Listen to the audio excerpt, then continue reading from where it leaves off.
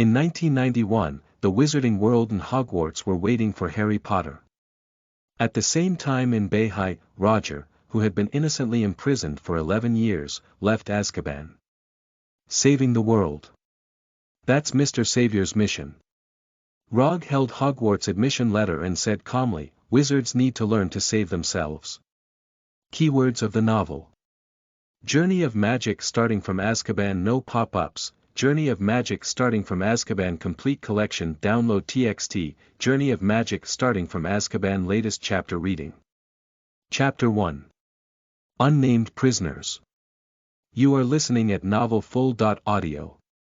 Chapter 1. Unnamed Prisoners. In July 1991, raging waves hit the Azkaban castle. The owl that took off from the Scottish Highlands flew over with a notice signed by the pen of entry.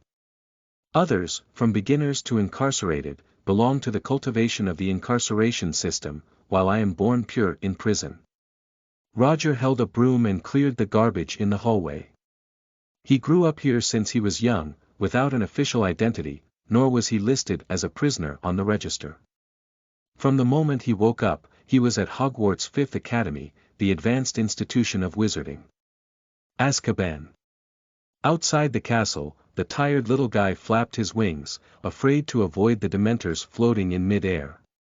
It trembled all over and landed at the window, looking inside with wide orange eyes. The little one doesn't understand why there are little wizards here who need to enroll. Seeing a Dementor drifting towards him, he hurriedly threw down the notice and ran away. Administrator Paul is stirring the crucible in the room, and the tattered container is filled with blue-green paste-like substances, occasionally emitting 1 or 2 hot bubbles. Damn Ministry of Magic. Damn Millicent. Damn Wisengamot. He waved his wand vigorously while muttering a spell in a low voice. The old officials in London never care about this place, they just throw garbage in all at once. They never increase their manpower or let themselves be transferred. Damn Azkaban, he's the only wizard administrator. Poor Paul didn't even know that the current minister was already Fuji. Is it my transfer letter? Paul jumped up excitedly when he saw the letter left by the owl. He grabbed it and realized it was the damn Hogwarts admission letter. What's this? He turned his head and glanced at Rogge, who was cleaning up the garbage outside with a big broom in his arms. Rogge, go find Jessica. Lord Paul, are you serious? Logue looked up at the clock, wondering why Paul went crazy again. Of course. Paul hid the letter behind his back and urged the little thing in front of him to hurry out. 11 years ago, Jessica and her husband Theodore were pursued by Body Crouch as Death Eaters. In order to cover up for their mother and son's escape, Theodore was killed by Barty, and the baby in Jessica's arms was unfortunately cursed with a soul-snatching spell. Barty Crouch thought the baby was dead and threw Jessica and the child in her arms into Azkaban. Rogge's journey opened the child's eyes again and gave this poor woman the motivation to live. In Jessica's pleading, Paul carried him out of prison. At first, he also wrote a letter to London asking them to pick up the child. Damn it, those pigs actually say he has mental illness and delusions. Helpless, Paul had no choice but to continue raising him.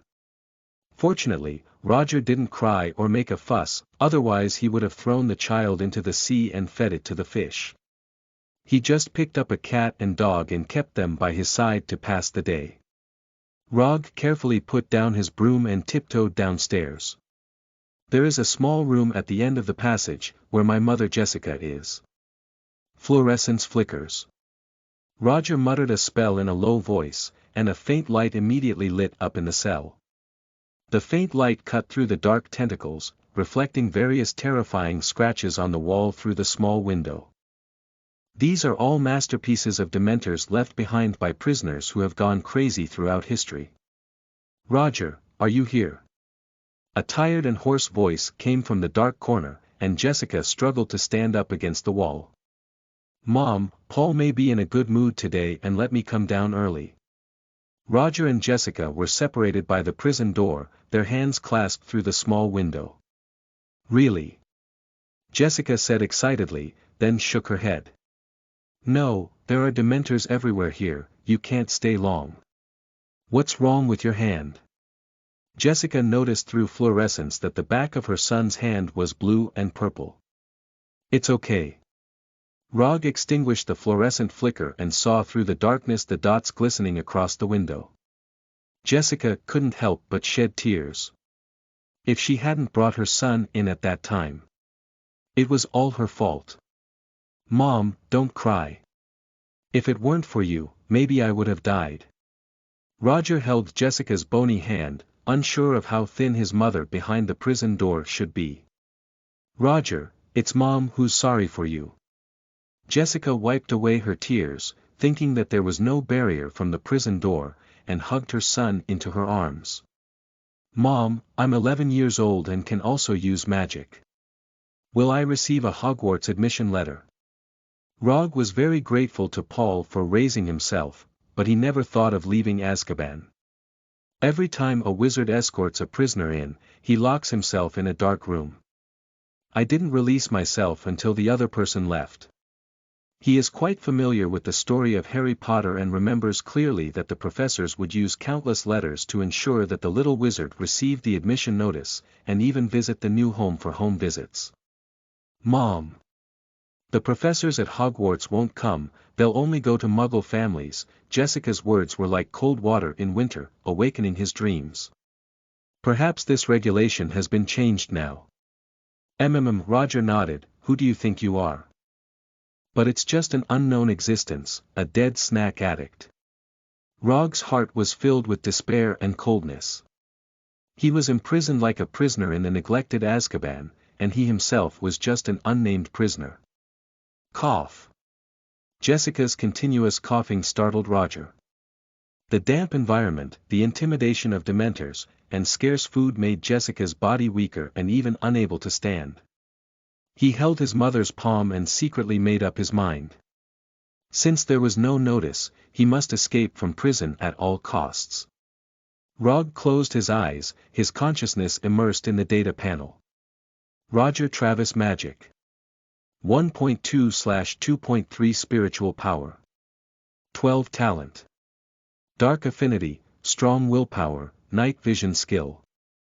Spell Casting without a Staff Curse.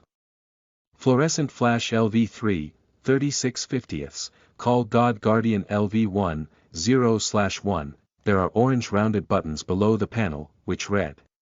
Sims. Rogge took a deep breath, invested a little magic, and began simulating future encounters. 1. You searched for the wand in the room and found your Hogwarts admission letter. 2. Paul tore up the notice and you were thrown into prison. Insufficient magic, please continue to use magic to simulate. With only 0.2 magic left, Rogge's mind swelled as he rubbed his temples and watched the simulation. The notice had already been sent, but Paul hid it. However, judging from Paul's attitude in the simulation, he wouldn't even let himself leave Azkaban. Just thinking about it, the British Ministry of Magic, based on the principle of using it to the death, has kept Paul stationed here. If he leaves, he will have to be with the Dementor. The other party must be someone Paul is willing to send letters to, Rogge said as he watched Jessica fall asleep due to weakness, desperately recalling the plot of Harry Potter. This person is very famous and influential in the wizarding world, and he can make Paul and us leave here, Rogge thought to himself, crossing out the vast majority of characters in his memory. His identity must be innocent, not a Death Eater, and he must have a strong motivation to do this. Rogge ruled out pure-blooded families such as Malfoy, as those pure profit-eating creatures would not care about the life and death of others. Rogge carefully recalled, slowly locking onto a beautiful figure.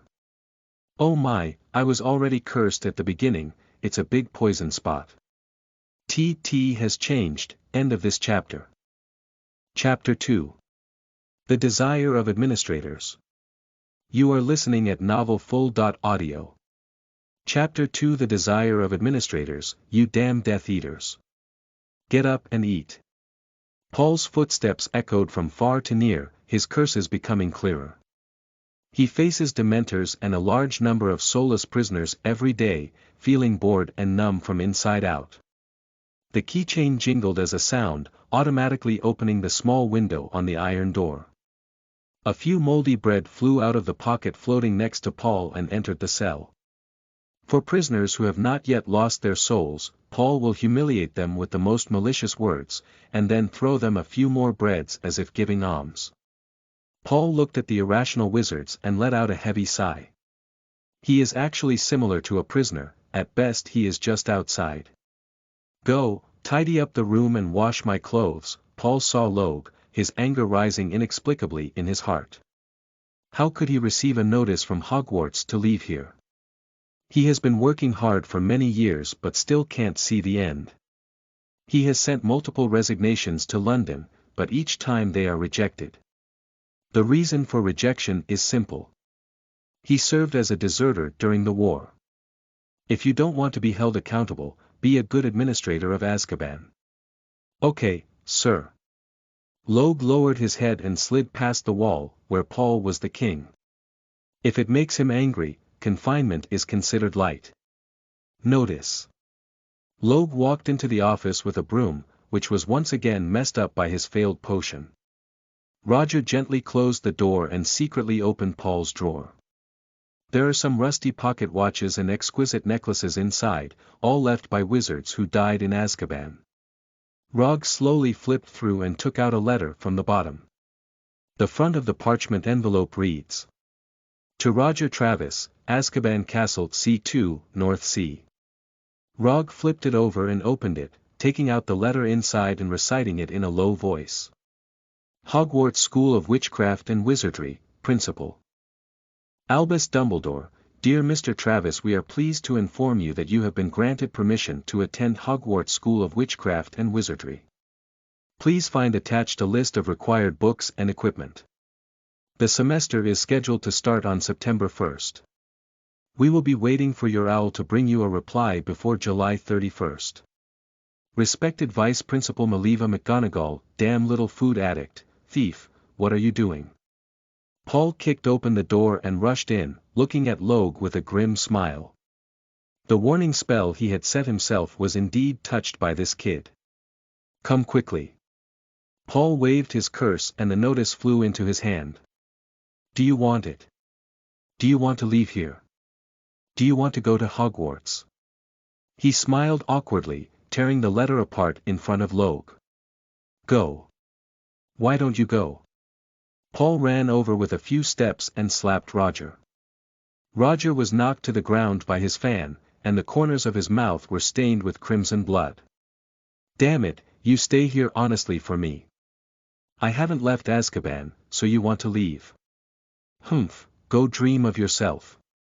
I'm telling you, I saved you. I raised you from such a big age.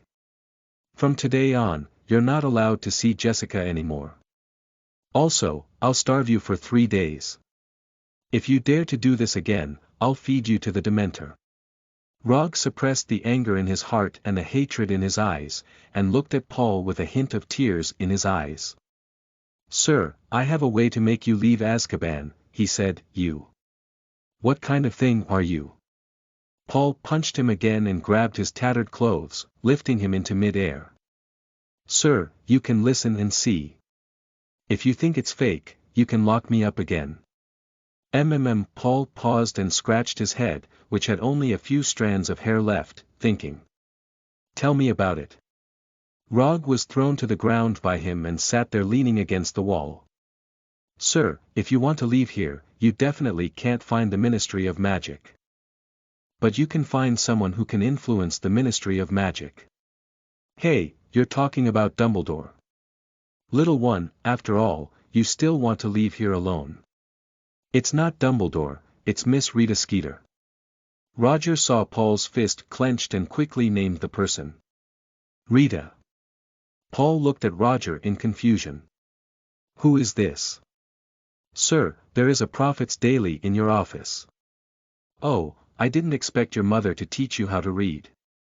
Damn it, the owl came here once in over a decade and never came again. Rogge looked at Paul, who was looking for the newspaper, and breathed a sigh of relief. Are you talking about this? He took out the yellowed newspaper, which published news about the magical world's victory over the mysterious man. Yes, it's Rita from the Prophet newspaper. She's a celebrity, and her words and reports are very powerful. Just tell her that the Ministry of Magic has locked an innocent child in Azkaban, and she will definitely report extensively. And then.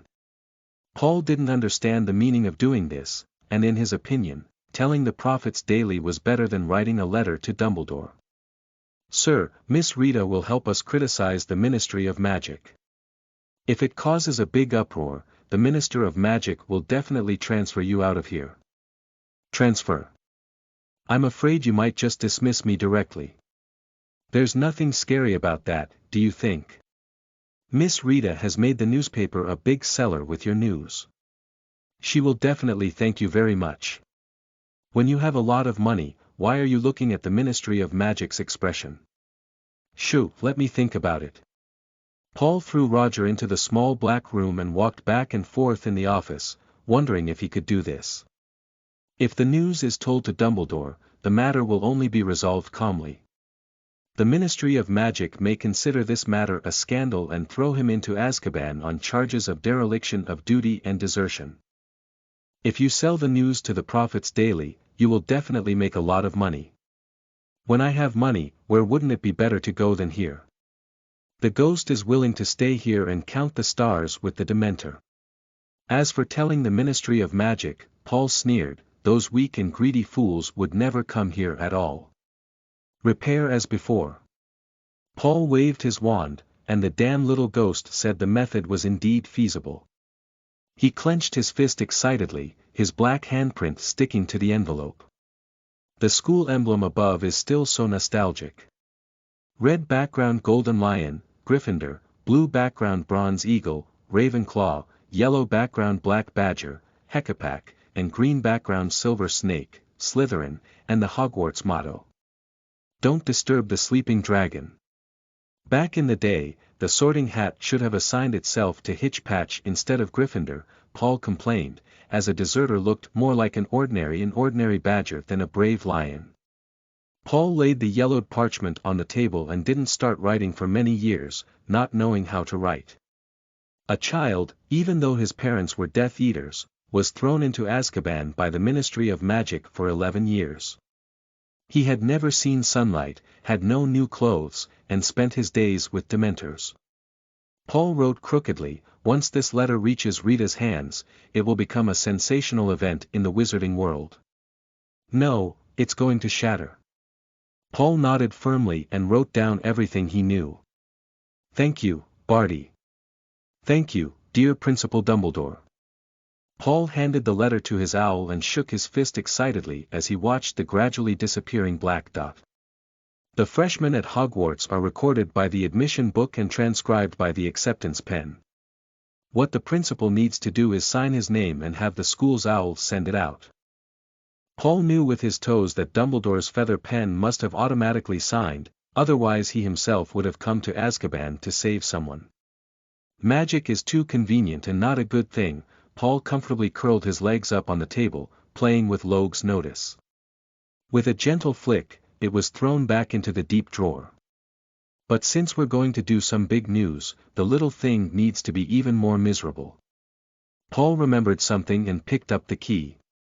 I modified the description of Rita and was the first to write it according to movie actors. End of this chapter. Chapter 3. Layout of famous journalists. You are listening at novelfull.audio. Chapter 3. Layout of famous journalists. Get up. He rushed into the small black room and held Roger in his hand.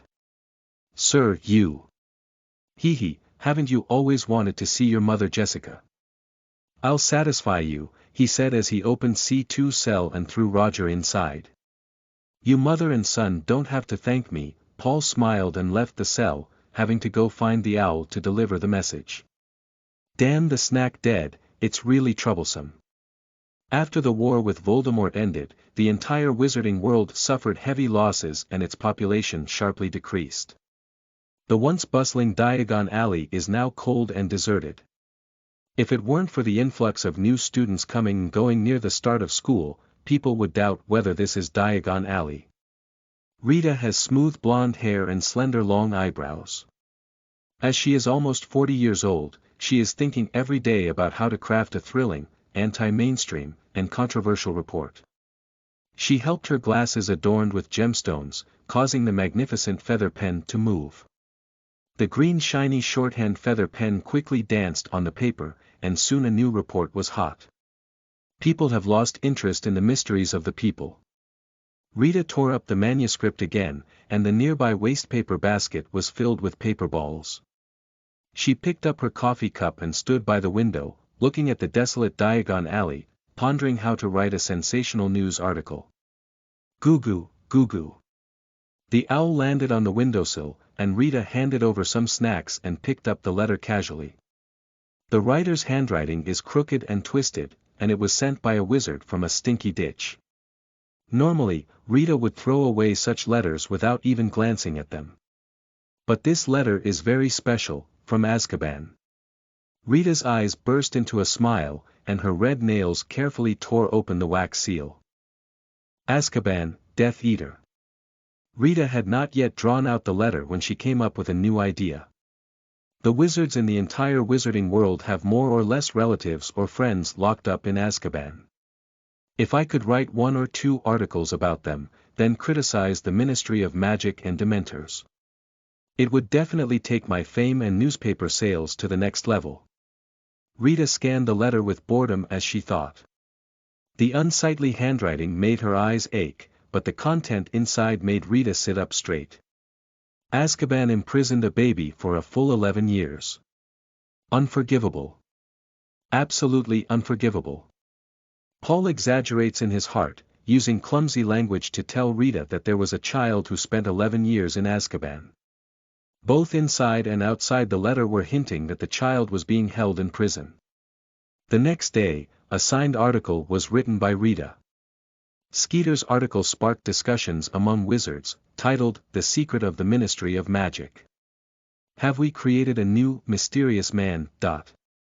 Just as the murals of wands and scales in the courtyard of the Ministry of Magic symbolize law and justice, our expectations for the ministry have always been a fortress of justice and a guardian of truth. But when the symbols of justice and fairness are marked by a shadow, can we still maintain trust in this belief? According to the latest information I have obtained, the number of prisoners in Azkaban Castle skyrocketed during the war. Surprisingly, this was not the result of a fair court, but Auror's lynching. They authoritatively threw wizards into cold and damp cells without trial. Through this war, lynching was painted as a heroic mural to defend our magical world. But in reality, does this indicate that we have only created a new, mysterious person, ourselves on the path of prosperity and decay? Here, I want to make it clear that criminals should undoubtedly receive appropriate punishment, whether they are Death Eaters or evil black wizards. However, let's recall that once, the mysterious man also defended the ideal of pure blood he saw with such strong and absolute power.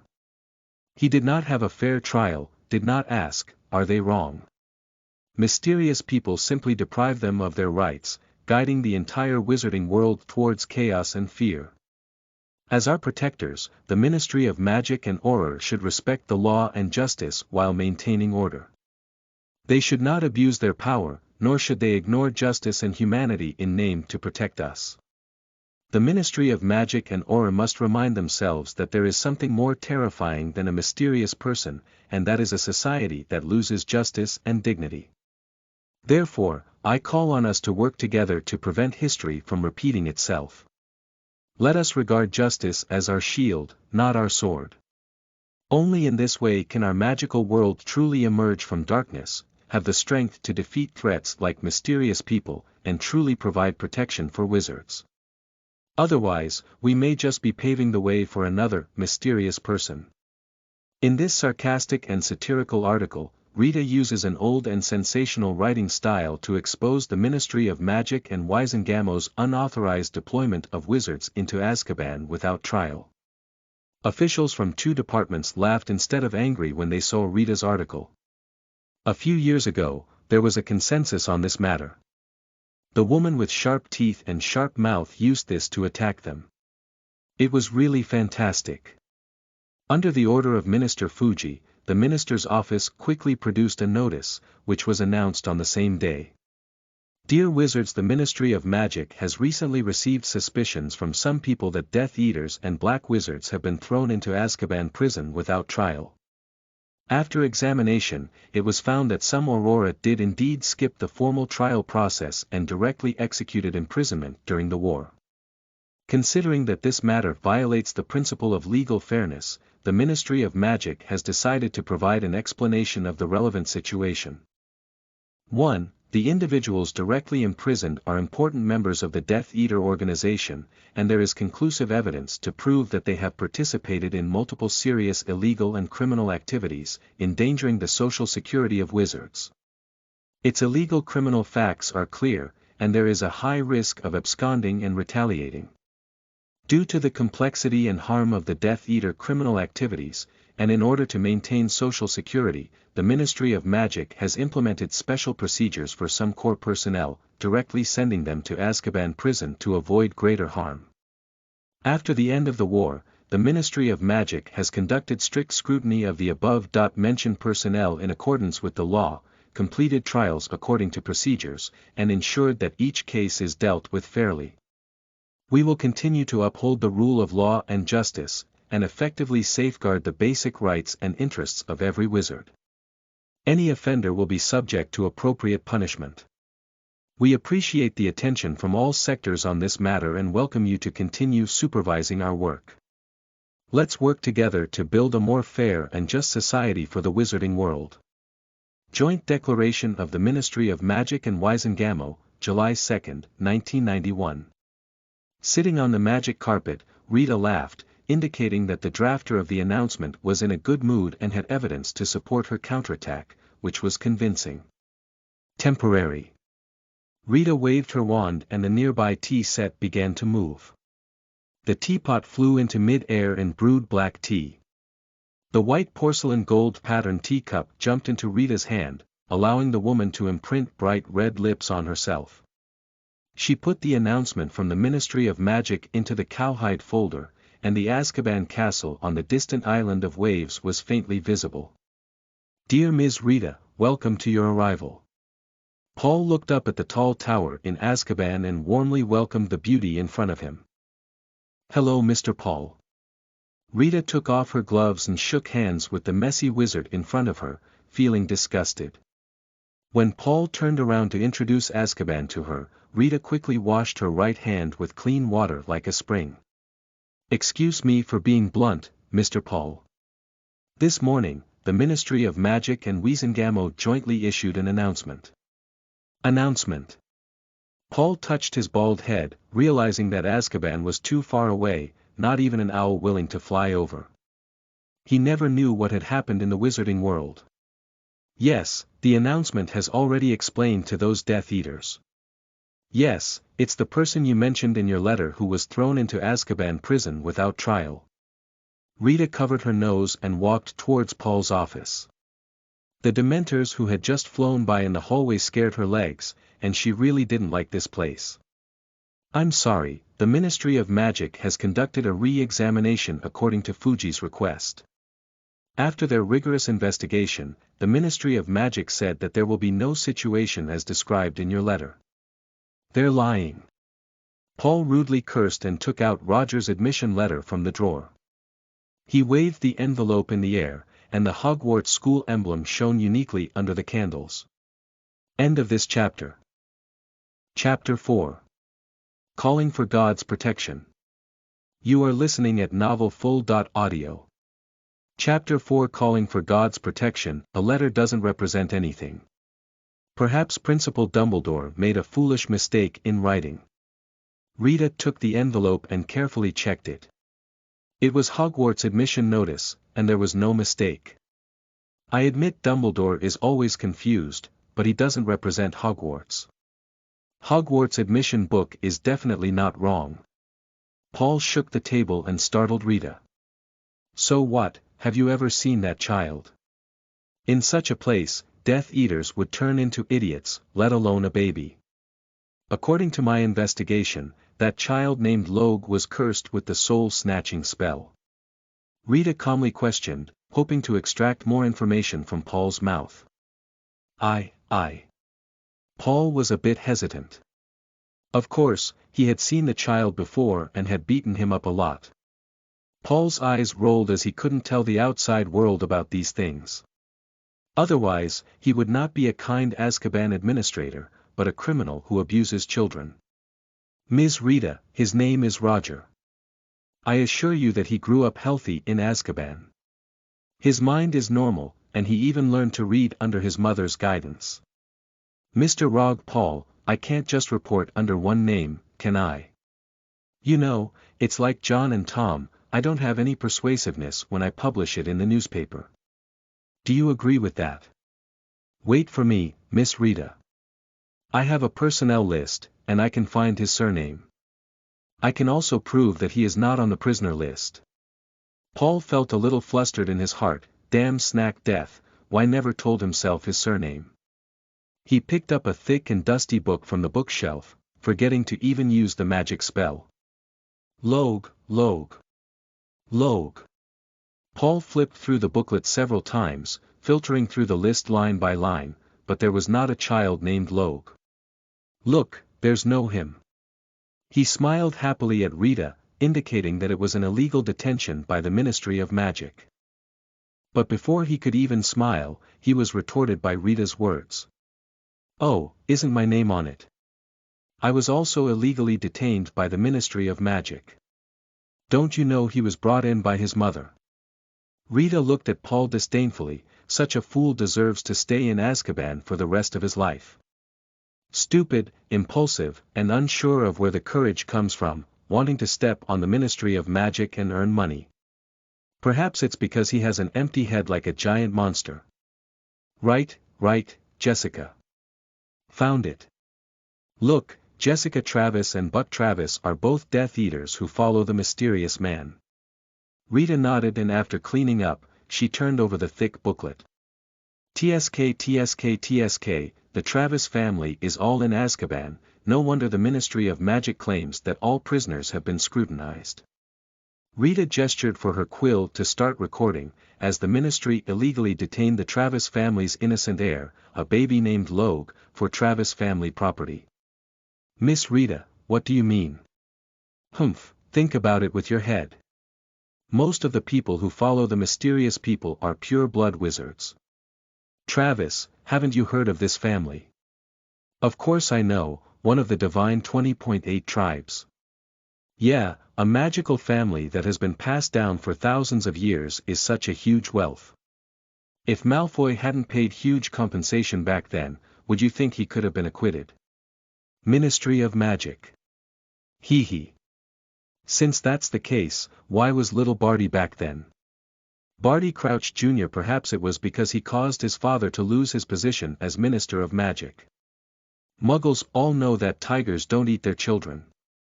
Our upright former Director of Justice, His Excellency Barty Crouch, doesn't even want to reveal a single gene jello. His reputation is more important than his son's. Rita is talking about the old Barty who sent Jessica and her son to Azkaban, perhaps as a retribution. His own son is also a Death Eater. Finally sentenced to life imprisonment, also detained in Azkaban. Barty Crouch Jr. died in 1982. I didn't expect it to be dead. I remember Mrs. Crouch also died this year. Rita flipped through the list with great interest, which contained names that were either familiar or unfamiliar. She kept flipping through the roster, as if exploring the hidden secrets of Azkaban, and this intoxicating feeling made Rita's body slightly hot. Mr. Paul, let's go meet the new student from Azkaban, in the name of Principal Dumbledore. Rita shook the envelope with a charming smile on her face. Her joy attracted the attention of the Dementors, and as she looked around at the ugly and evil magical creatures, Rita became even more excited. She has already come up with an article titled, "The Evil Trade Between the Ministry of Magic and Dementors." Miss Rita, we should go now. Don't worry, Paul. Rita was particularly patient, taking various photos of Azkaban with her camera, including Mr. Paul who was managing here. I should change my clothes. Paul blushed. To be honest, he hadn't taken any photos in over a decade. There isn't enough film, please forgive me. The rest will be left for Jessica and her son. Rita put down her camera and calmly refused to take another photo of Paul. Of course, of course. Paul nodded quickly, it was not important to take two fewer photos. The environment is too bad, please don't mind. It's nothing, Rita smiled, not a polite remark. As an illegal animagus, she has never seen anything that turned into a beetle. Strange, how could there be light? Paul saw a bright light shining inside the prison door at the end of the corridor, which was Jessica's mother and son's cell. Rita stopped him, gesturing for him to remain silent. Paul frowned, where did the damn little one get his wand from? If we escape. Paul's heart was shaking up and down in panic, wanting to rush in now. But, Miss Rita. You should know that they have all had their wands confiscated, so theoretically there shouldn't be any light.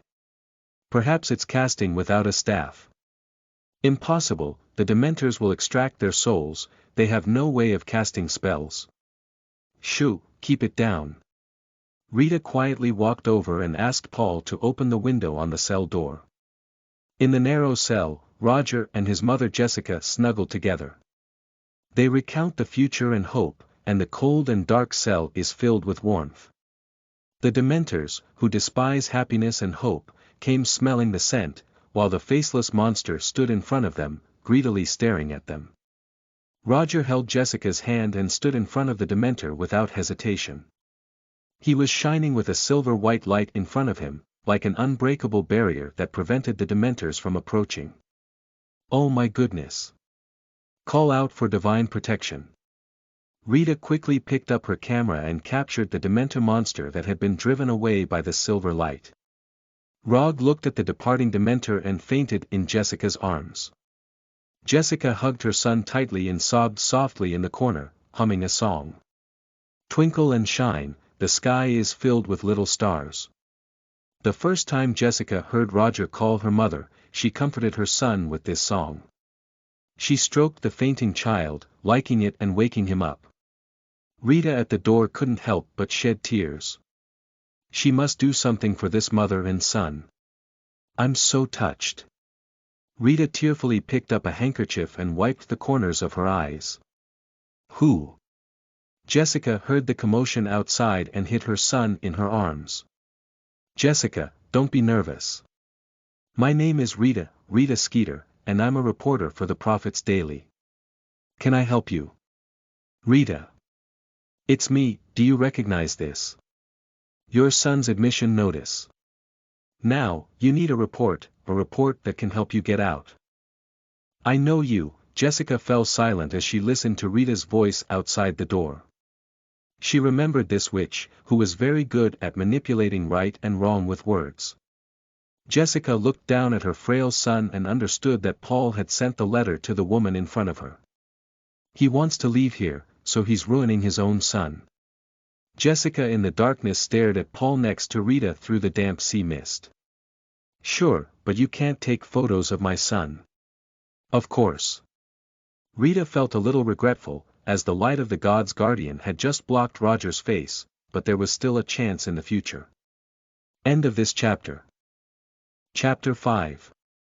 Shocking Reports in the Magic World.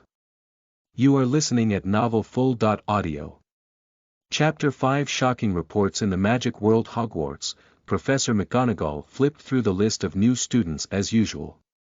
Except for children from pure and mixed-race families, those little wizards from Muggle families need some extra help.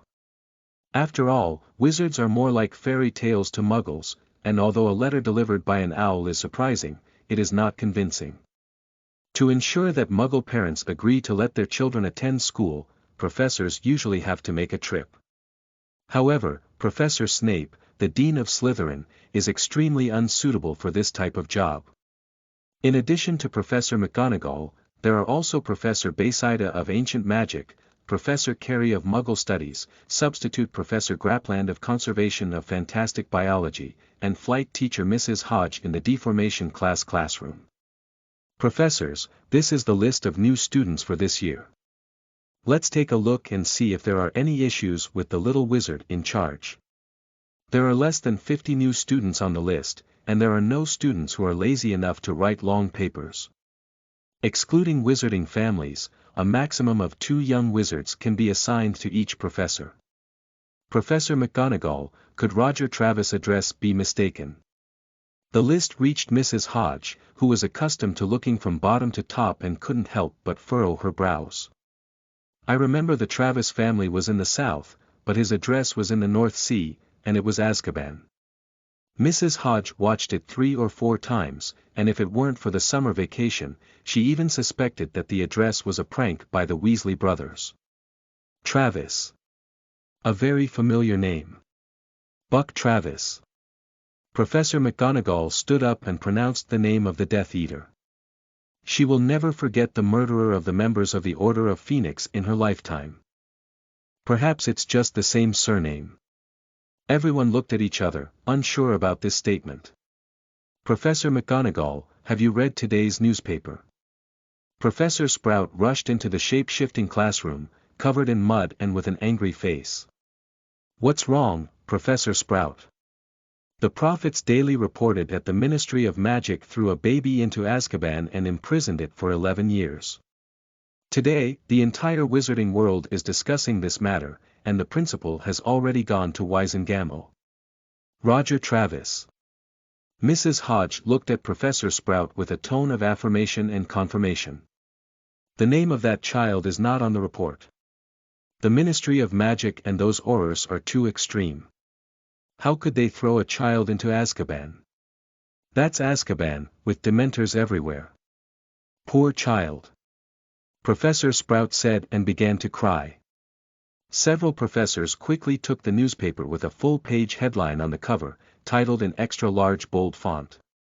The Little Star of Azkaban. The new student of Hogwarts. Below is a magical photo of the dark and cold Azkaban cell, with a small figure blocking in front of the Dementors. He drove away the monster with a divine guardian and fell into his mother's arms. Below the photo is a small line of text about a child who has never seen sunlight. Rita Skeeter is, in a way, the best journalist in the British wizarding world. This report is worthy of her writing skills, even far exceeding them. The ordinary words in other people's writings were transformed into dazzling and highly personal descriptions by her. If her previous articles were called fabricated and eye-catching, then this article, if true, is definitely a rare masterpiece. Every sentence in the article is like an unforgivable curse flying towards the Ministry of Magic, and it directly points to the current Minister Connery Fudge. After all, yesterday, the Ministry of Magic issued a solemn announcement. Now Hogwarts has also been affected, and Principal Dumbledore, as the Chief Magician of Isengard and the Principal of Hogwarts School of Witchcraft and Wizardry, has been attacked by Rita. The entire wizarding world knows that the notice must have the signature of the current principal. The letter sent to Azkaban is naturally not missing, and it has already been photographed by the woman Rita and hung in the newspaper. This is dereliction of duty. This is a crime. This is contempt and trampling on the Wisengamo Charter of Rights. The article openly scolds, even comparing the Ministry of Magic and Hogwarts to the institutionalization of mysterious people. They use the name of equality to trample on the law and justice, and then suppress opposing wizards. They label these wizards as pure blood worshippers, then throw them into Azkaban and be sucked into fools by Dementors, even not letting go of babies. If the soil is not purified, it can only cultivate the flower of sin. I look through the prison door, watching the sparkling stars inside, and the corners of my eyes streak through the hot tears. The deformation classroom is unconsciously crowded with professors, except for Professor Binns and Principal Dumbledore. Most of Hogwarts teachers are here. Professor McGonagall, is this true? Everyone looked at McGonagall, and the list of new students was on that table. Professor McGonagall took off his glasses and turned the feather pen next to him into a handkerchief to wipe. Don't get excited, Principal Dumbledore has gone to Wisengamo to handle this matter. Hogwarts School of Witchcraft and Wizardry will protect every student. At this moment, in the Ministry of Magic, Fuji smashed his office into a mess. He was like an angry bull, eager to throw the journalist named Rita into Azkaban. Damn the witch, she set me up. Fuji roared at everyone in the office. Within 24 hours of the Ministry of Magic's announcement, Rita used this report to slap the entire Ministry of Magic in the face. He has every reason to believe that this is a conspiracy. Rita Skeeter, that despicable and cunning witch. Her shameless and vulgar conspiracy against the Ministry of Magic and the minister himself. The hallway outside the office was crowded with officials from the Ministry of Magic, arguing loudly about whether the content in the newspaper was true or false. No one, big or small, went to verify the truth, but instead exhausted their brains to prove that the Ministry of Magic had not wrongly accused anyone. Minister Secretary Percy squeezed past them and grabbed Dolores. Dolores, is Rita's report fake? No. As a senior investigator, Dolores immediately went to the archives to search for the archives of that year when he saw the report. If it's true, how could a baby possibly withstand the unforgivable curse? That's the soul-grabbing curse. If a child was brought into Azkaban by Jessica, how did he grow up? The person who made the move is Barty the Elder, and we all know he won't show mercy to eating death by hand. Percy stared into Dolores' eyes, hoping to get the answer he wanted from his gaze. Who knows? Dolores shook his head helplessly. Merlin is above us, and our savior has even been cursed by the mysterious man's Avada curse. All right, Percy, go and guard by the fireplace. Jenez, the minister's personal assistant, walked over and gestured for Dolores not to say much. The minister believes that with the intervention of former Minister Millicent Begonot, things will turn around. I heard him say that Principal Dumbledore and Barty the Elder also have an inescapable responsibility in this. Percy is worried that Minister Fudge will step down because of this, and they are all people on the same boat. Do you expect the previous minister to come forward? Listen to me, Percy. Jenez shook his head and pushed Percy to the corner, taking the document from her hand. End of this chapter. Chapter 6. Response from all parties. You are listening at novelfull.audio. Chapter 6. Response from all parties. The entire Ministry of Magic knows it's impossible. Of course, I'm not surprised the minister thinks so. Jenez served Fudge for many years and was clear about the minister's thoughts. The minister wanted to throw the blame, but he didn't know it was more dangerous. Percy, everyone knows that Azkaban is a cesspool. During the war, I don't know how many wrongly accused wizards were thrown in. But you can't just open the lid and make everyone sick just because someone smells bad. It's good now, Rita, that woman standing on the moral high ground, threw a bomb from a distance inside. We were busy washing away the dirt on our bodies, and she actually received praise from the entire wizarding world. We can attribute the death of the mysterious man to Principal Dumbledore and the Savior. But don't forget, Millicent took on the responsibility of being a minister when the wizarding world was about to fall. He retired early for his perfect achievements and honor, Jenez cursed, warning Percy not to involve the previous minister. Percy, remember, former Minister Millicent won't get involved. But there's no need for the minister to deceive us. Percy muttered with a hint of despair, realizing that Minister Fudge couldn't escape. There's not much loss, at least it's like this now. Have you looked at the files? Jenez flipped through the files, frowning deeper and deeper. Take a look at this page. Jenez pulled out the file, which contained the report from the Department of Magic Accidents and Disasters on July 1, 1980. Winchester is suspected to have been attacked by a Soviet nuclear bomb. Percy whispered, slowly awakening memories of the past. Theodore's fluorescence flickers. It's him, the father of that child. The report shows that Theodore illuminated the entire Winchester with fluorescent flashes to cover for Jessica and the child's escape. Jenez slammed his mouth and sighed, I never thought anyone would be so proficient in basic spells. Theodore is also a genius in some way. Unfortunately, his opponent is not the ordinary Auror, but the old Barty who hates evil. Look here, this battle has had a significant impact on the Muggle world.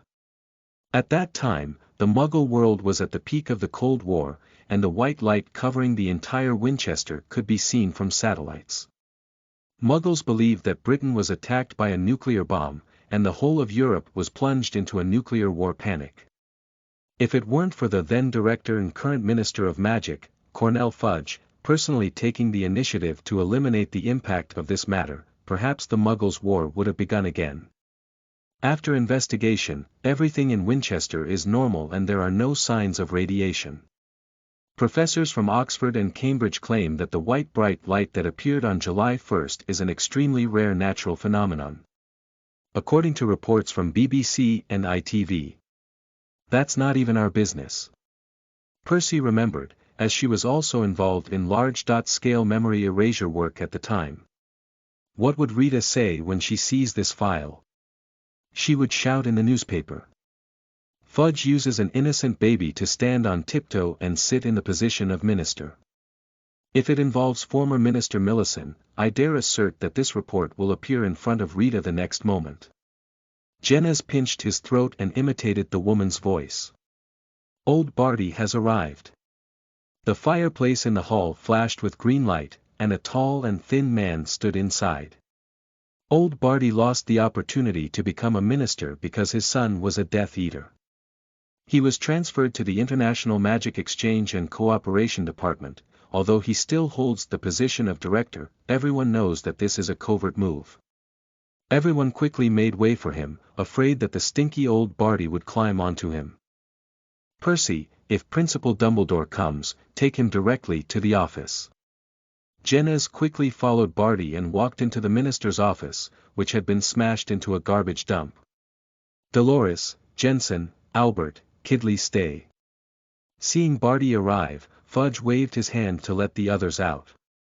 Except for Barty, the remaining four are core personnel of the minister's office, who are loyal to the minister himself. Old Buddy, I command you to take on this matter in your own name.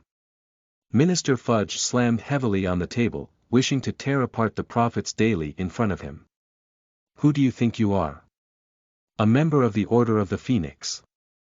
In order to avenge the McKinnon family, you took private action against the Travis family. Oh, bypass the trial and throw them into Azkaban. There's even a baby. Minister Fudge pointed his chubby index finger at the hooked nose of the old Barty Eagle, wishing to puncture it. The enforcement department and Wisengamot have been lying to me, everyone is lying. They are deceiving me. Even the minister's office is deceiving me. Our Aurora is a group of despicable cowards who will inflict pain on both mother and child. Minister Fuji, I can't tolerate you insulting the Aurors of the enforcement department, old Barty bluntly retorted Fuji, as the baby was already dead at the time. Ha! I forgot that you are the famous Boddy Crouch, our upright former director of law enforcement. Why, didn't you launch a soul-snatching spell on innocent babies? Didn't you cast them into Azkaban without trial? You insist on ending the Wizarding War as soon as possible and letting Auror use black magic to deal with the mysterious people and the Death Eaters. And in the end, you only know how to use black magic against babies. You are the shame of the Ministry of Magic, the shame of Auror. Fuji, you don't have the right to say that. Old Barty retorted without hesitation, and the two leaned out towards each other, almost pressing their faces together. I'm not qualified. Buddy, you claim to be the most upright wizard. What's the difference between your actions and those of a mysterious person? Didn't you just leave lightning scars on that child's forehead? Faced with Fuji's questioning, Barty was speechless. Fuji was still roaring, and the whispering curse on the door could not resist the minister's anger. Fuji's anger echoed throughout the corridor. Percy stood by the fireplace, worried and at a loss. Seeing the arrival of Principal Dumbledore, she quickly walked over and said, Principal Dumbledore. I already know. Dumbledore waved his hand and walked towards the room filled with anger. A greater movement came from the fireplace behind, and a group of people led by Lucius Malfoy arrived at the Ministry of Magic. They are representatives of the pure blood family, and they want to take advantage of this to regain the benefits they lost in the war. Principal Dumbledore, thank you for your owl, otherwise we wouldn't have known that the Travis family still has descendants. Lucius smiled, and the gratitude in his words was sincere. That was a brave child who deserves respect from all of us, Dumbledore said calmly. I believe that what really matters is not bloodline, but character. Everyone present today, I think, is all for kindness and justice. Malfoy opened his mouth and appeared somewhat dumbfounded when faced with Dumbledore's statement. For the sake of kindness and justice, Principal, what you said is really good. The children of the Travis family are worthy of the name of pure blood, and even in Azkaban, they have survived so bravely. Lucius sneered, Principal Dumbledore needs to prepare early. I have received some news that the American School of Ifamoni and the French School of Busbaton and Wizardry have already sent invitations to Mr. Rogge for admission. Really? That's really great news, Dumbledore said happily. No matter which school Roger chooses, I am sincerely happy for him. A kind-hearted child deserves the best education. I believe that no matter where he is, he will become an excellent wizard. It's not because of his bloodline, but because of his character. Malfoy's face darkened. He had intended to use this news to make Dumbledore nervous, but he didn't expect Dumbledore to be more peaceful than he had imagined. He praised with a gloomy face and a low voice, the principal is indeed generous, but some on the school board believe that Hogwarts should not easily give up a pure-blooded descendant. If Rogge chooses another school, the board has reason to believe that Hogwarts' teaching philosophy is flawed. Of course, we all know that Hogwarts is the best wizarding school. As long as you pay a little attention, Rogge will definitely choose Hogwarts. On this point, most wizards in the British wizarding world share the same view. Malfoy stared fixedly at Dumbledore, hoping to catch any slight change in his face. End of this chapter. Chapter 7. Hello, Dumbledore. You are listening at novelfull.audio. Chapter 7. Hello, Dumbledore, what you said makes sense, Dumbledore nodded. I will consider your suggestion. But as we said before, the most important thing is to respect the children's own choices. The door to Hogwarts will always be open to all peace-loving wizards. Malfoy glared at him fiercely and immediately adjusted his attitude. You're right. As a graduate of Hogwarts, the magazine, The Witcher's War, under the Malfoy family is willing to contribute to this matter. Dumbledore squinted his eyes and pondered for a moment. Thank you for your kindness, Mr. Malfoy. Now, let's meet Minister Fudge together. After all, the most important thing is to let the child come out of Azkaban first. Dumbledore knew that the waves of this matter had just begun, and the pure-blood wizards led by the Malfoy family could never give up this opportunity to strike the Ministry of Magic. Dumbledore walked into the office and frowned as he looked at the messy furniture. It's back to its original state, he said. Albus, you're here. Minister Fudge breathed a sigh of relief when he saw Dumbledore, and his whole body relaxed a bit.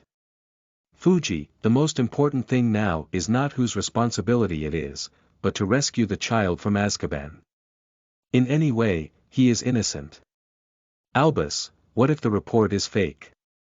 Fuji still maintained his final stubbornness. Once the Ministry of Magic acknowledges that report, it will bear the brunt. Not only will they face verbal criticism from the entire wizarding world, but they may even lose their position as ministers. Even if there is a 1 in 10,000 chance that an innocent child will be imprisoned in such a terrible place, we cannot ignore it. Dumbledore said in a long, focused tone, believe me, launching an investigation immediately is a wise choice. If the report is true, we can promptly correct a tragic mistake. If it is false, we can also calm the wizard's unnecessary anger and panic. The key is to take action, not to evade the problem. Fuji fell into contemplation. At this moment, an aura rushed in and loudly reported, Minister, there's a new situation. We received a reply from the Azkaban administrator, who confirmed that the boy is still alive. Fuji's face changed, and the fire of luck in his heart was mercilessly extinguished. After a long while, he let out a heavy sigh and said, "All right, Albus, it seems we must take action. I will arrange a team to go to Azkaban, and if the child is still alive, immediately transfer him to the San Mango Hospital. We need to conduct a thorough investigation to find out the cause of this wrongful case." A comforting smile appeared on Dumbledore's face. "Let's go there ourselves, after all, it's about a child's life." "You're right, I'm ready to fly as a fan." Fudge gave his special assistant Albert a wink. Since the situation was irreparable, it's better to use this as a show to restore his image in the wizarding world.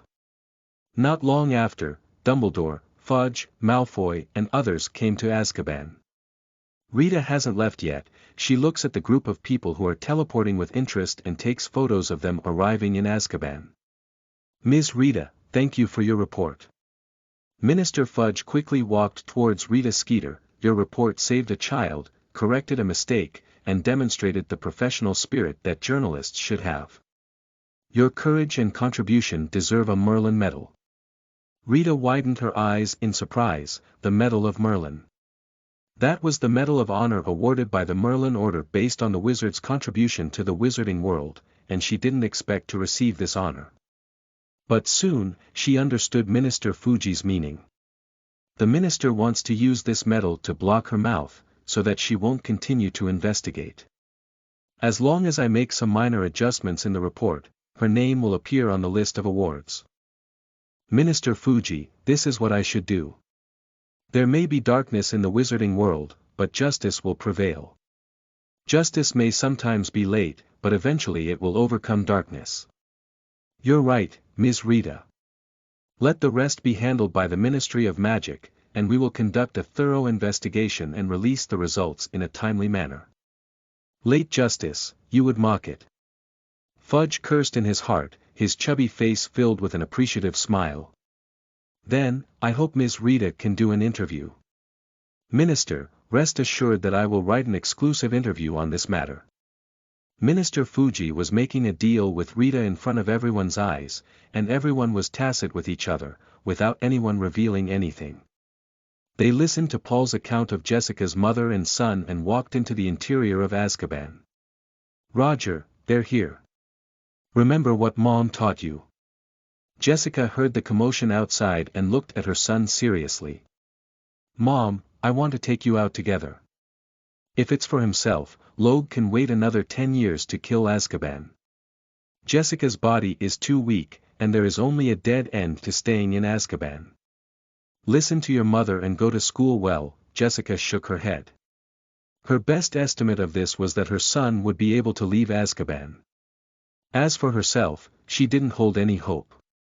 No. Roger stubbornly turned his head, and the panel showed that the magic had been restored. Roger Travis Magic. 2.3/2.3 Spiritual Power. 12 Talent. Dark Affinity, Strong Willpower, Night Vision Skills. Wandless Spell, Fluorescent Flash LV3, 36/50ths, Call God Guardian LV2, 0/10, Rogge sighed helplessly as he looked at the Sims button. There was too little magic in his body, and if he were to use the simulation function, he would also lose the ability to execute plans. At this point, we can only gamble. For the sake of myself and my mother Jessica, I am willing to gamble my own life.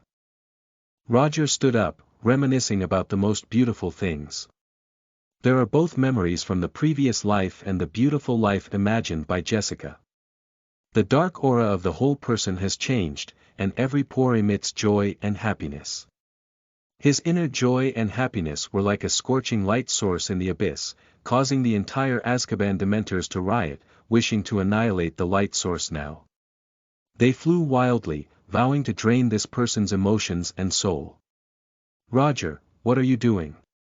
Stop it. Jessica exclaimed in terror. Believe me.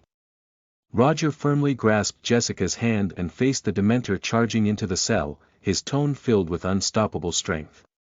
Call out to God's protection. In an instant, a silver light and shadow appeared in front of Rogge. Its form is illusory, but like an unbreakable barrier, it blocks the crazily attacking Dementors from the outside. On the other hand, Minister Fudge and Dumbledore's faces changed as the Dementors rebelled at this moment. Rita keenly sensed a change in the situation and picked up her camera to start shooting.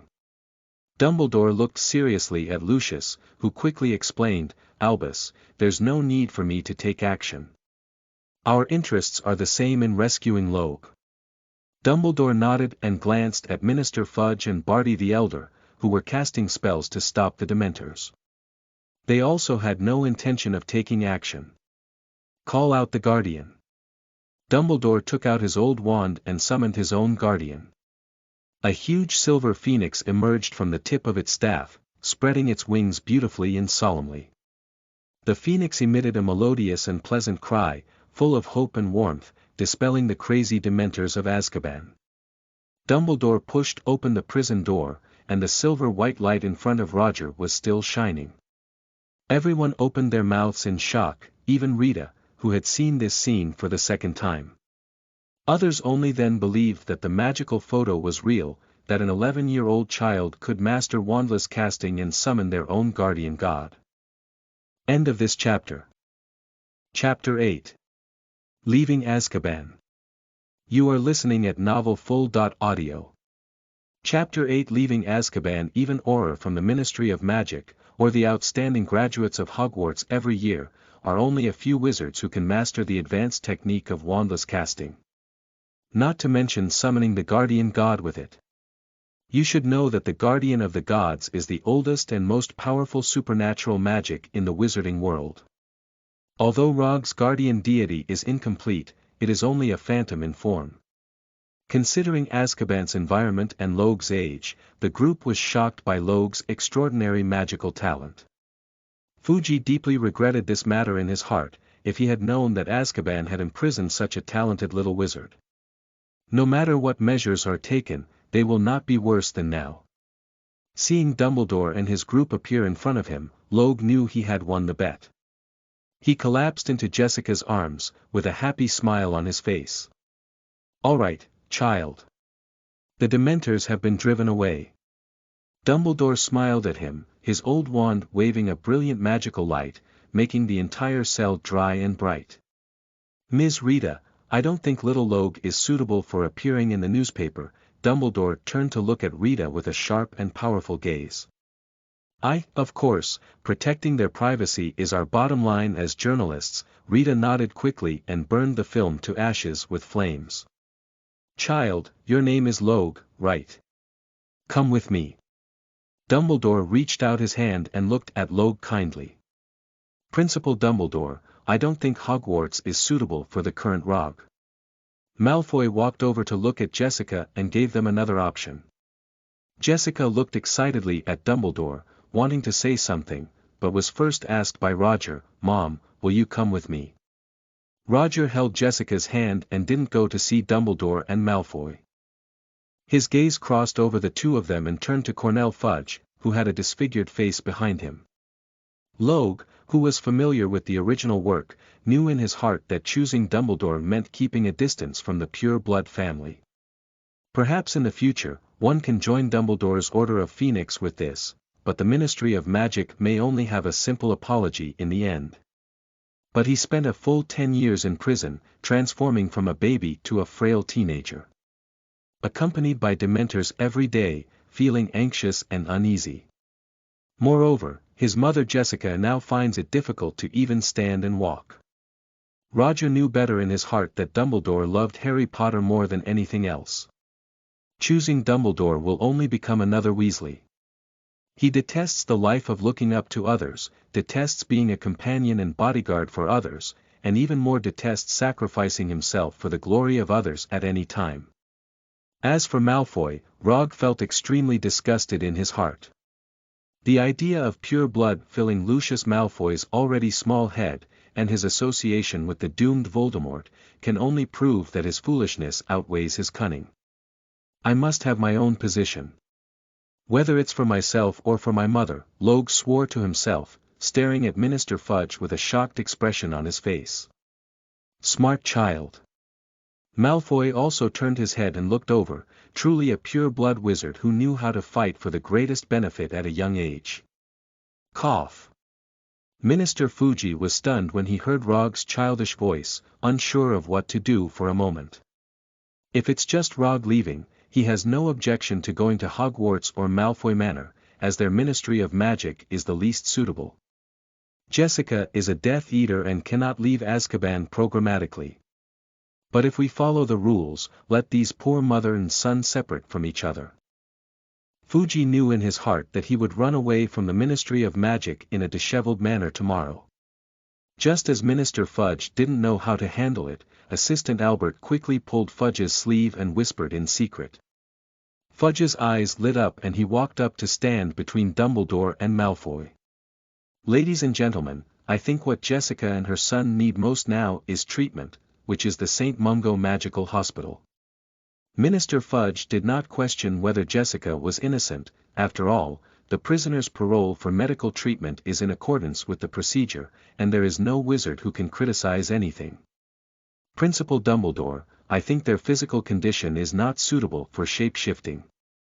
I brought a flying carpet. Ms. Rita, you should know that flying carpets are a prohibited means of transportation in the UK. Malfoy glared at her, and Rita had to pout and secretly poke a note for him. Malfoy saw that Dumbledore did not object and smiled brightly. The Malfoy family has a magical ship for transportation in the North Sea. Dumbledore pondered for a moment and said helplessly, Mr. Malfoy, the magic ship you mentioned is a good idea. Malfoy summoned a wizard to give a few orders, and soon a magnificent magical ship appeared by the seaside. The hull of the ship is painted with the emblem of the Malfoy family, and the mast stands tall, making it impossible to see that it is a transport ship. The magic ship sailed steadily in the waves of the North Sea, and the Azkaban castle slowly shrank, disappearing into some unknown wave. In the cabin, Dumbledore softly cast some basic healing spells on Roger and Jessica. Heal quickly. He waved his wand, letting the wounds and bruises on their bodies gradually disappear. Clear water is like a spring. A cool stream of water washed away the thick dirt. White fresh soothes.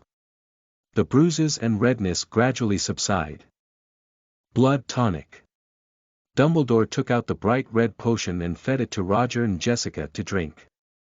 Rogge felt the pain in his body decreasing and his mind recovering slightly. Thank you, sir. He smiled weakly at Dumbledore. Child, this is just basic treatment, and true recovery will take time, said Dumbledore kindly. But now, as long as I know you are safe, it's enough to make me feel relieved. The ship passed through layers of fog, and the silhouette of the city finally appeared on the sea level. Roger clenched his mother's hand and a golden light pierced through the thick clouds in the sky. When they disembarked, Rita's new report was sent back to the newspaper. The wizarding world is all concerned about their news, and the newspaper was sold out as soon as it went public. We returned by boat on the stormy sea. A magical ship slowly sailed towards the St. Mungo Hospital. The Malfoy family emblem on the bow of the ship swayed gently in the waves, symbolizing the involvement of the ancient pure-blood family in this rescue operation. I took this ship and witnessed a persistence in life and love. That poor boy and his brave mother, after being illegally imprisoned for many years, finally became known to the world with the help of Warden Paul. Thanks to Dumbledore's great kindness and the timely action of the Ministry of Magic, this significant judicial error was corrected. When the ship docked, the weak figure of the child leaned against my mother's embrace, which couldn't help but make me feel pity. This child who has been struggling in Azkaban for many years can finally receive true care and treatment. At the same time, I am also pleased with the courage and responsibility demonstrated by the Ministry of Magic. The process of correcting mistakes may be tortuous, but the beauty of the result transcends everything. This voyage across strong winds and waves is a tribute to life and hope. When true justice is upheld, our common humanity also shines with light. I sincerely hope that this is just the first step towards happiness, and a better future is still ahead. Reporter, Rita Skeeter. Upon learning that the mother and son were at the St. Mungo Hospital, countless owls rushed in with gifts. The enthusiasm of the wizards made it difficult for medical staff to resist.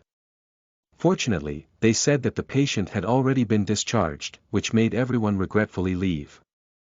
The top floor of the hospital is a dedicated ward, with several of them belonging to the Malfoy family, which sponsors a large amount of funding every year. The most luxurious ward is occupied by Roger and Jessica. Originally, it was filled with gifts, but they were returned one by one at Logue's request. "Roger, how is your body recovering?"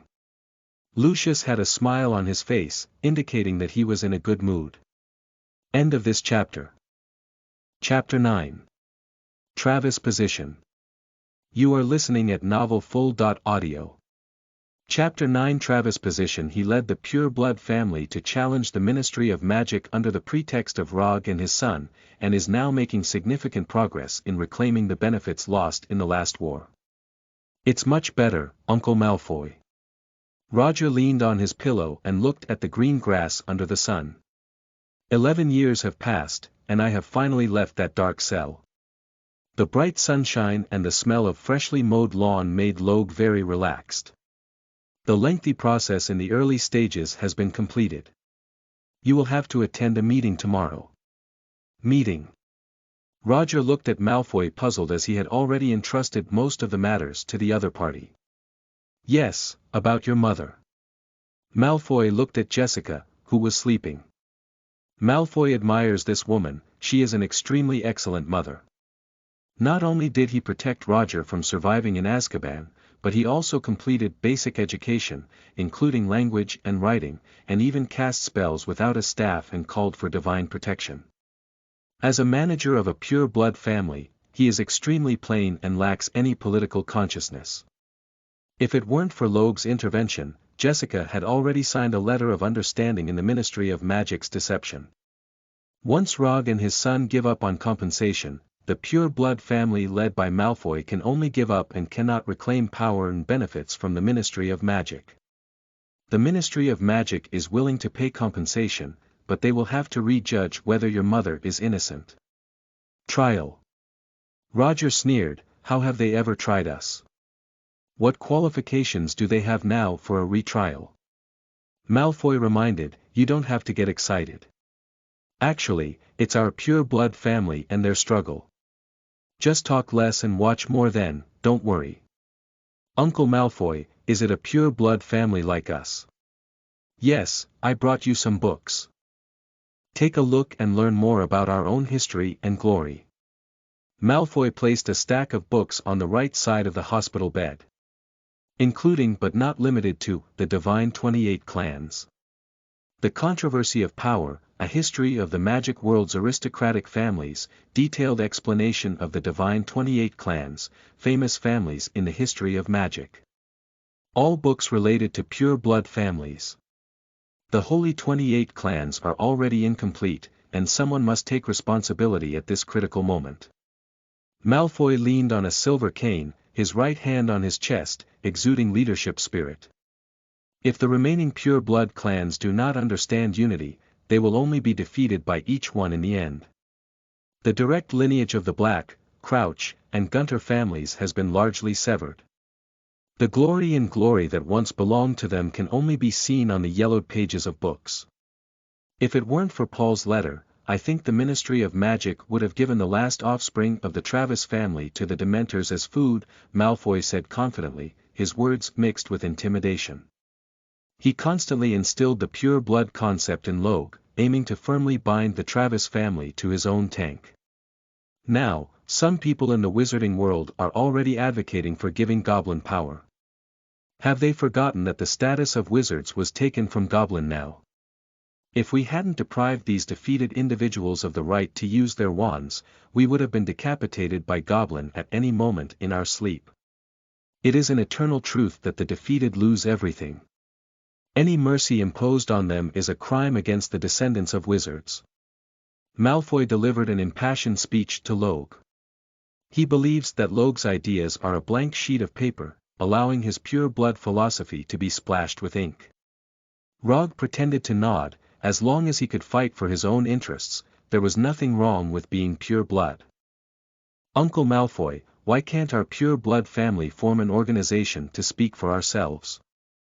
Malfoy laughed, pleased that Rogge quickly understood his thoughts. Even extrapolate and present one's own opinions and ideas. Looking at the thin and weak boy, he couldn't help but compare Rogge and Draco. No better than that, just a little comparison makes me feel like my son is completely useless. Enjoying the most favorable conditions, not even able to cast basic spells well.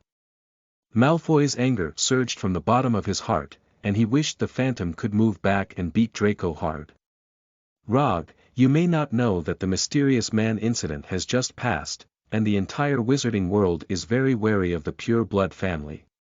If we establish an organization, the entire wizarding world will target us. To be honest, Malfoy was tempted by Rogge's proposal. Uncle Malfoy, what about the Order of Phoenix? Roger patted the book on the left side of the pillow, which was sent by Dumbledore and introduced to the magical and muggle worlds. This. Malfoy was stunned. He not only knew about Dumbledore's Order of the Phoenix, but also fought against it. Facing the most powerful white wizard of the 20th century, he dared not fart even if he had opinions in his heart. Alas, it's a pity that the mysterious man failed. Malfoy let out a long sigh, feeling very unwilling in his heart. If it weren't for Harry Potter, if. Unfortunately, history doesn't have if. Learning mud seeds. Malfoy screamed, knowing that the old bee was sending so many books with ill intentions. Rogge frowned and did not entangle himself with Malfoy in his title. It is now 1991, not the Dark Middle Ages. He believes that any wizard who faces human long guns, cannons, giant ships, planes, or atomic weapons will have very friendly and kind communication and exchange. Even Dumbledore and Grindelwald brought Merlin back to life. Uncle Malfoy, power does not distinguish between high and low. Muggles have suffered countless deaths and injuries in wars for thousands of years, and their bones can fill the entire wizarding world. Roger smiled and picked up Dumbledore to deliver Muggle political studies. I think those countries that have become increasingly powerful in war, whether they are wizards or not, have something worth learning from. At an altitude of 186 miles above our heads, human satellites operate there, and they named that space. Their astronauts landed on the moon, not by any magical power, but by something they called technology. Listening to Roger's words, Malfoy fell silent. Those guys he belittled as mud seeds are on the high moon. And he was trampled underfoot by the moon. With thoughts and doubts in his mind, Malfoy left the ward. Jessica, who had already woken up, sat up straight, lamenting that her son's growth rate far exceeded her imagination. Roger, are you really going to join Malfoy? Mom, is the black magic mark on your left arm still there? Jessica touched the arm covered by the hospital uniform and nodded. Mom, we don't have any other choice. Those people say we care too much about our bloodline, what about them? They had set their own position early on, pushing the pure blood family to the opposite, let alone our family's history of Death Eaters. Roger sat on Jessica's bed, snuggling up to his mother. Roger, it's just me and your father. There's no difference. When the little wizard at Hogwarts knows my identity, he only calls me the damn Death Eater brat. Jessica heard Roger's words and tightly grasped her son's hand. She really didn't think so much, she thought everything would get better as long as she left Azkaban. On some unknown day today, Professor Dumbledore, whom I haven't seen for a long time, also arrived, and next to him was Professor McGonagall wearing square glasses.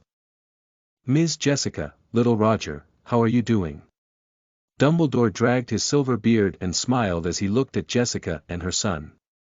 He noticed the book sent by Malfoy and furrowed his brow slightly. It's much better now, thanks to everyone taking care of me. Jessica laughed, and she still had a good impression of the principal. That's great. Dumbledore smiled and took out 2 letters from his arms. I think it's time for little Rogge to decide. Is this? Jessica and little Rogge looked at each other in confusion. The admission invitations from the American Ifamoni School and the French Busbaton School of Witchcraft and Wizardry are both good schools, explained Dumbledore. Although the admission notice from Hogwarts was already delivered, considering the situation at the time, I think little Rogge has the right to choose different schools. End of this chapter. Chapter 10. Rogge's Choice. You are listening at novelfull.audio. Chapter 10 Rogge's Choice. Sir, is this the letter? Roger carefully took out the letter from the drawer. After a long journey, the notice has become wrinkled. The edge of the envelope is somewhat damaged, the letter is covered in black fingerprints, and the corners are also rolled up. Yes, this is Hogwarts admission letter. Dumbledore nodded. Have you kept this letter all along? Yes, sir. Rogge showed some embarrassment. If it weren't for it, my mother and I would still be fighting against the Dementors in Azkaban. Roger and Jessica exchanged a glance and without hesitation chose Hogwarts. As for the invitation letters from the other 2 schools, Rogge did not read them. Dumbledore's eyes sparkled with joy, and Rogge's choice would bring a satisfactory conclusion to this event. Repaired as before. He waved his wand, and the crumpled admission notice became brand new as before. Dumbledore smiled gently and said, Don't worry, child. The Ministry of Magic has made a decision and Azkaban will send Aurora to manage in the future. Wizards who were wrongly arrested and tried will also be released without charge. They will learn from this incident, and the laws and systems will be improved to ensure judicial fairness and prevent similar tragedies from happening again. Dumbledore continued, I am very sorry that you and your mother have been treated unfairly. But I believe that the future is bright. Thank you, Principal. Mom, would you like to hear more? Of course. Jessica joyfully hugged her son and was extremely happy, kissing him hard on the cheek. Rogge opened the envelope and recited word by word, not even missing the appendix. Hogwarts School of Witchcraft and Wizardry, Principal. Albus Dumbledore. Dear Mr. Travis. Students can carry an owl, a cat, or a toad. Parents are reminded that first that your students are not allowed to bring their own flying brooms. Congratulations, child. Dumbledore warmly congratulated. Hogwarts looks forward to your arrival. There, you will meet like-minded friends and learn the most beautiful magic of life. The magic of friendship and love. Great. Mom, I can give you a good rest after learning magic. Rogge made full use of his child's strengths and inadvertently revealed the black magic mark on Jessica's arm. Jessica, is it because of it? Dumbledore frowned as he looked at the black mark. It's my fault. The existence of this mark proves the serious mistakes I've made in the past. Jessica lowered her head and quickly pulled her shirt sleeve to cover it, with a guilty expression on her face. Dumbledore walked forward and said warmly, there are indeed mistakes, but more importantly, you have chosen to turn back. This shows your inner kindness and courage, and that is the most important thing. Mom can't sleep well because of it, please help Mom. Rogge tugged at Dumbledore's wide sleeve, his big, dull eyes flickering. What a kind child, praised Dumbledore. Jessica, I will do my best to help you get rid of this painful mark. He pulled out his wand and slowly approached Jessica, saying, this may be a bit uncomfortable, please be patient. Jessica nodded and rolled up her sleeves to reveal the complete black magic mark. That is the mark of a skull and snake, quietly perched on Jessica's fair skin, like a terrifying nightmare. Dumbledore closed his eyes and whispered complex spells. The marks on her skin began to twist and fade, and Jessica bit her lips tightly, her face covered in sweat. After a few minutes, the black magic mark turned into a cloud of smoke and completely disappeared. Jessica felt relieved and had a relaxed expression on her face that she hadn't seen in many years. All right, it won't bother you anymore, Dumbledore said with a smile. Thank you, Principal. I am really grateful, Jessica excitedly thanked Dumbledore. Although this cannot eliminate the fact that she was once a Death Eater, it can at least give her the courage to face the future. I believe you will definitely start over and become a good mother and witch. If you don't mind, you can ask Professor McGonagall to accompany little Logue to Diagon Alley to buy school supplies. Dumbledore looked at Jessica. Many wizards outside are asking who our lovely little star is. That's really great, thank you and Professor McGonagall. Jessica agreed with Dumbledore's suggestion, as Azkaban had caused her great harm and her body had not fully recovered. Although Rita's report did not include a photo or name of her son, she appeared in the newspaper and was recognized by many wizards in the wizarding world. When she and her son appeared in Diagon Alley, everyone immediately knew that Logue was the reported child. Jessica doesn't want Logue to bear the experience of Azkaban, even though everyone knows he's innocent. She also doesn't want Logue to be the focus of the entire wizarding world, as long as her child grows up healthy and happy. Little Logue, are you ready to go to Diagon Alley? Professor McGonagall looked at Logue, who was really a thin and weak child. Trapped in Azkaban for many years, Logue's figure is noticeably smaller and thinner than his peers. The silver moonlight-like skin showed that he had been unable to contact sunlight for a long time. However, this cannot conceal the handsome bone features on Roger's face. Under the high bridge of his nose were sunken cheeks, and the slightly protruding cheekbones added a three-dimensional sense to his face. Black hair is soft and draped over the forehead, creating a strong contrast with fair skin. Rogge was wearing a slightly larger black robe, with cuffs and hem secured with safety pins to prevent looseness. Those black and white eyes exude intelligence and resilience, indicating that the young man in front of them will become a pillar of the future wizarding world.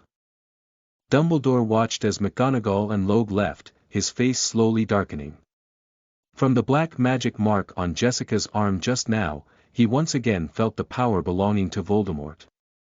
Dumbledore pondered, feeling a faint unease about the future. The dark mark still harbors his power, which means that Voldemort has not completely disappeared as everyone thought. He is still recovering his strength somewhere, waiting for the opportunity to return to this world. We must be vigilant, stabilize our hearts, and secretly prepare for everything. Dumbledore frowned. The forces of darkness are gathering and will soon appear in front of us. That prophecy. Mrs. Jessica, we need you to attend tomorrow's meeting, Dumbledore comforted. I will do my best to give you and Roger the fair treatment they deserve in Wizengamot. You have experienced so many misfortunes and deserve compensation and justice. Thank you, I am always grateful, Jessica said sincerely. So, I'm leaving for the Ministry of Magic now. Rest well and relax, Dumbledore smiled. Don't worry, Principal. I will take care of myself. Jessica watched Dumbledore step into the fireplace, surrounded by green flames, and he disappeared into the flames. Outside the London Baptist department store, Professor McGonagall boarded an ancient carriage with Roger, and their destination was the Broken Cauldron Bar. The bar is located on Chalin Road, between a bookstore and a record store, and has been subjected to a Muggle expulsion curse to ensure that no Muggles accidentally enter it. Professor McGonagall led Roger and pushed open the old wooden door, saying, "This is the Broken Cauldron Bar, a secret entrance connecting London and the wizarding world." "Oh, welcome Professor McGonagall." An old man with grey-blue eyes peeked out from the bar. Like most British wizards, Old Tom had a Mediterranean head. The bald forehead and head sparkled brilliantly in the dim bar. "Is this the new student of this year?" Old Tom warmly greeted him and walked over with a smile, saying, "Hagrid also took the new student to Diagon Alley. Maybe you can meet him." End of this chapter.